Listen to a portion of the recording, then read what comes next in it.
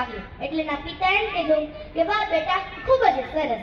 ત્યારે રસોડામાં દીકરાના પરિણામની રાહમાં લાપસી બનાવતી તેની પત્નીને સાદ કર્યો કે ઈ સાંભળે છે, આપણો દીકરો ધોરણ 12 માં 90% પાસ થઈ ગયો છે.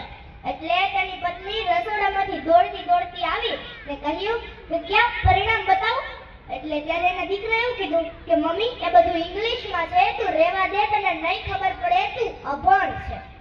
ત્યારે એ બિચારી માની આંખ છલકાઈ આવે છે અને પોતાના કામમાં વળગી જાય છે.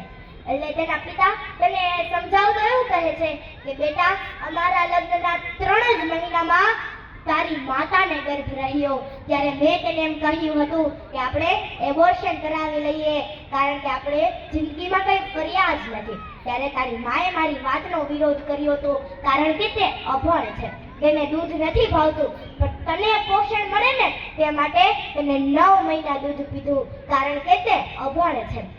તને આજ સુધી પોતે દેશી હોવા છતાં તને વિદેશી સગવડો આપી છે, કારણ કે તે અભણ છે. તું વાંચતો સૂઈ જતો તો ને ત્યારે તારી બુક વ્યવસ્થિત મૂકી દેતી હતી અને તારો ફોન ચાર્જિંગમાં મૂકી દેતી હતી અને તને ગોદડું ઉઠાડીને ત્યાંથી બધી હળવેથી બંધ કરીને ત્યાંથી જતી રહેતી હતી, કારણ કે તે અભણ છે.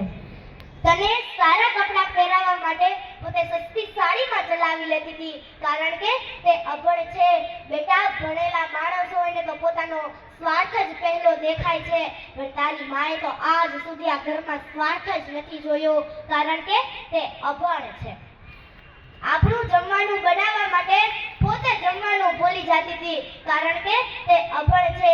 એટલું જ સાંભળતા દીકરો ધ્રુસકે ને ધ્રુસકે રડવા લાગે છે અને તે તેની માં પાસે જાય છે ને કહે છે કે માં, હું તો માત્ર આજે કાગળ પર જ 90% લાવ્યો છું, પણ મારા જીવનમાં 100% બનાવનારી માં તો પહેલી તું જ છે, શિક્ષક તો પહેલી તું જ છે.